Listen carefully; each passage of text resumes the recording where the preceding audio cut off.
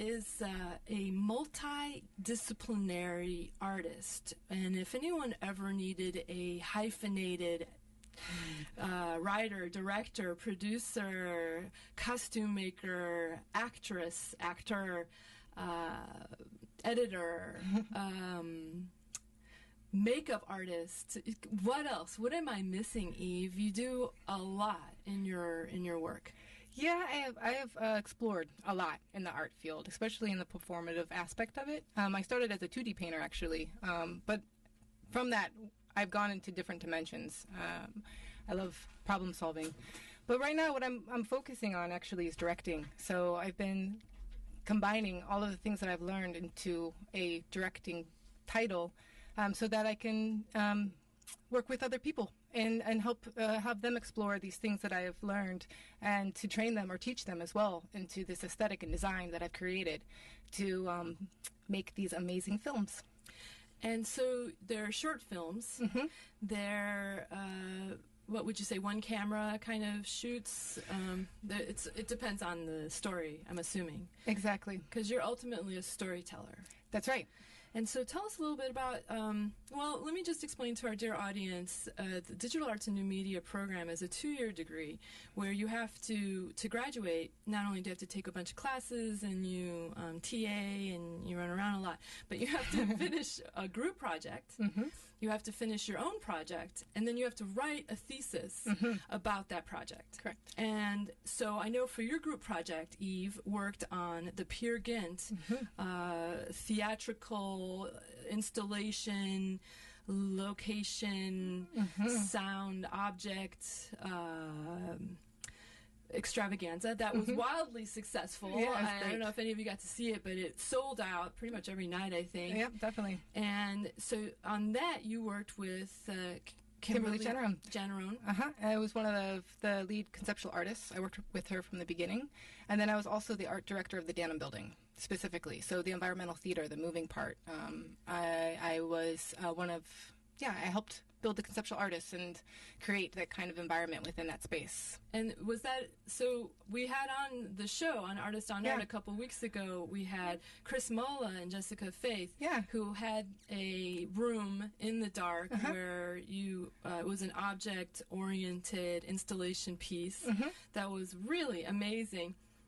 Was that a part of your, the entire kind of conceptualizing? Yep, we came up with the Button Man's room. Yeah, the kind of idea of surveillance or this... No, say that again. Button Man Room. Button Man Room. Exactly. That's the Button Man Room. Yeah, totally. And so when you say that, what are we supposed to see in our minds? Like, what does that mean? You know, that's a good question. We came up with the overall aesthetic and the idea of... like a custodian, someone who cleans, somebody's, that of monitoring, of being in a place and watching, and having all the keys to all the places. And that was that experience was created by all these different pieces, these objects that, as you pick them up, would trigger some kind of sound, some kind of, well, actually it was mostly sound installation, right? Mostly sound and some video, and then the installation. And then the installation covered the walls with quotes, which I'm assuming are from Peer Gynt. Is that right? That's right. So it's a dramaturgy. So the lead artist of that actually was... Dramaturgy. Dramaturgy. I like that word too. Yeah, dramaturgy is a good word. Dramaturgy. And so that is the textualization of a theatrical event. What is dramaturgy? Is that... It's a broad. I mean, it goes. You can do a lot. I see it as the research. It's the understanding of the words and of the backstory and elements that you might not see within what you're reading, but there are all these hints there, and you research them, and you bring out this really flushed, amazing story from all that research. So that was what? Geez, 13 feet high, 12 feet high. How big were those walls? Because they were completely filled with these scraps of papers and images and text. Yep. That, again, I didn't ask anybody. I just assumed they had this Peer Gynt kind of thing. Yeah. What they were saying. They're like idea bubbles in a way. Quotes or things that he would say from quotes from the play. Right. and then probably quotes from Danny Shea. And that installation actually was conceptualized by Claire Frey and Karina Cheverin. I hope I'm saying that right, Karina. All right. And then you also wanted to thank the university. Well, that goes on a different idea. Okay. This it doesn't involve with the peer grant. This actually goes in my thesis work and the support that I'm getting through that. And so could you tell us what's the name of your thesis work, Eve Warnock? So I'm working on 5 experimental films called Seekago. And these films work together to tell a story of a relationship between a man and a woman. And it's a journey. It's a journey. And it's a really beautiful journey. But it's a really dark journey. And it has a lot of obstacles. But a lot of, lots of success. And then there's 5 films within the story. And each one breaks down. And that talks about human ecology and a relationship between humans and animals and environment. And each of those pieces, and I'm going to give them the titles. So you have Breathing, you have Asphalt, you have Chicken and Coyote, you have Feast and Flight. And would you like me to talk a little bit more about that? Of course, Eve. This is wonderful. How long are the pieces? Each piece ranges from 5 to 15 minutes. As a total, I imagine the film to be about 45 minutes. That's my goal. So the first piece is called Breathing? And that's a psychothriller. And it's an opening. It's shock. I wanted to create fear. I wanted to create an opening because I don't use any verbal words, nothing with verbs. It's all movement and sound and costume and design. And so this is something that I feel that fear or shock, and it's about birth and death. And so that's something we go through. Birth is a huge shock. Death is a huge shock. You enter into a new world. So I thought this idea in a psychothriller of creating that moment would open up for the rest of the storytelling. And in ancient Greece, the word for consciousness was breath. Ah, very good. Okay. Yeah. Okay. So that's great. Each time I work very subconsciously. So each time that I keep moving, I find all these details, and they keep making it more and more strong or stable within the storytelling elements. Well, yeah, you're going to have to write about it. I know. Well, I'm doing that now. I'm in the midst of it, like as I'm keep creating, and I'm like putting it together. Great. Okay, so what's the second movie? So the second piece is called Asphalt, and it's almost, each style of film is very different from the other one, and it's almost an observational documentary, and it's about a paving crew. And it's about procession and intersection. It's the paving crew intersecting with the characters that came from Breathing. So the piece is about journey and about experience, and I'm doing that through movement and procession. So you're gaining through all this experience with a simple perspective, 1-point perspective and intersection. And then from there you go into Chicken and Coyote, and the Chicken and Coyote is a love story between a chicken and a coyote, and it's about passion and lust and sacrifice. Danger, yes. Yeah. And it's about, I think, motherhood too, about this idea of giving for life. And then the fourth film I am actually in production right now, and that's called Feast. And Feast is about community. It's about survival.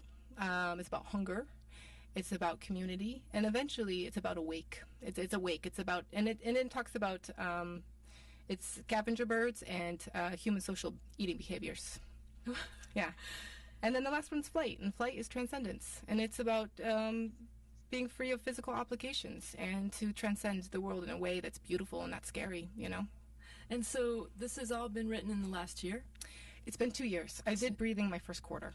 So it's truly been a progress or a process through which you got your MFA, which I have to say, folks, is really, really hard. Mm-hmm. It is not an easy process. It is extremely difficult, and there's all these hoops that you have to be jumping through as you're trying to create, as you're trying to, in some way, articulate your artwork. Mm-hmm. And so I applaud you. Yeah, it's so great. You're almost there. Yeah, it's amazing. And I have to say, I've had a lot of support. The DANM program has been amazing. They have been so generous with the amount of support that I've received through spaces, through equipment, through funding. I've also gotten amazing support through the University of California. I'm the UCSC grant, or the UC Institute for Research of the Arts. University of California Institute for the Research of Arts. And then I've also had support from Porter College with the Graduate Arts and Research Center, and then through DANM. So I'm really, really thankful for all of that. It gives embellishments and... Yeah. I want to just give people information about where they could find your work. You have a wonderful website that's called evewarnock.com. That's right. Is that correct? EVEWARNOCK.com. You can also find stuff at DANM, Digital Arts and New Media, where you talk about specifically your work for the thesis. That's right. And you're going to be teaching a class or a course this summer at the MA here at the Museum of Art and History called Procession. Will you tell us just a little bit about what that is going to be? This actually with the University of Santa Cruz, and it's a summer session course. And Procession is about animated sculpture or animated sculptures. So you learn techniques of sculpture, because I really believe in the element of design, of sturdy design and quality and infrastructure. And then from there, we learn how to animate them through sound, through projection, through movement. Yeah, and then it's a thematic. So we develop a theme. The class will develop the theme, and then we will process as the final project. We'll process through Santa Cruz, and then the question and answer is open at the Museum of Art and History. So we'll be hosted for the final. I see. So we're basically exhibiting the work there. I see. I just read it wrong. Sorry, folks. But it is through UC Santa Cruz if you want to take this wonderful summer course. Yes. I'm certainly very attracted to it. Eve Warnock, you're going to be showing your work. Let's see, the Digital Arts Research Center 2013 MFA exhibition is called Ground Control, but it's really ground and in parentheses CTRL, as in the button, the control button. And there's, let's see, 1, 2, 3, 4, 5, 6, 7, 8 of you in your That's right. cohort. 8 very talented people. And all of you, I hope, will be coming on to Digital Arts and will be coming on to Artist on Art, and I hope to get all of the graduates this year. The soft opening, I would call it, is April 27th and 28th from 10 to 4 p.m. And this will be artist tours at the Digital Arts Research Center, the DARC. And this is in conjunction with the Alumni Weekend. And then the opening, this is the one that you're going to want to go to. Will Wright is going to be lecturing. Will Wright is like one of the greatest game developers. He did Spore and Sims, and he's over the top. He's going to be lecturing from 6 to 7:30 in the Media Theater. That's M110. And then the official opening reception at the DARC will be between 8 and 10 p.m. And then there'll be announcements and VIP recognitions by the chair of DANM, which is Noah Wardrop-Fruin. And then May 3rd, there'll be the First Friday Storefront pop-up gallery at the Rittenhouse building. So people downtown don't have to come up the hill. And that'll be from 6 to 7 p.m. And then May 4th and 5th, you'll be able to come to the DARC and have ongoing artist tours here.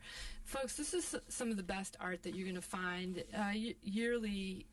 I love, love, love the work that comes out of DANM, and getting to be up close and really talk with the artist is, I think, an amazing gift. And Eve, what are you thinking? What's next? Are you going to finish this movie? Are you going to put it into film festivals? Definitely. Great. We're going in Sundance. We're going to make it. All right. Yeah. I have complete confidence. It's really, really making shape. And the amount of, it's just really, really happening. That's fabulous. That's fabulous. Yeah. And the overall piece is called Seekago. So it's something the idea of seeking, of future, and a go of past. So Seekago. And so people will be able to watch the entire movies.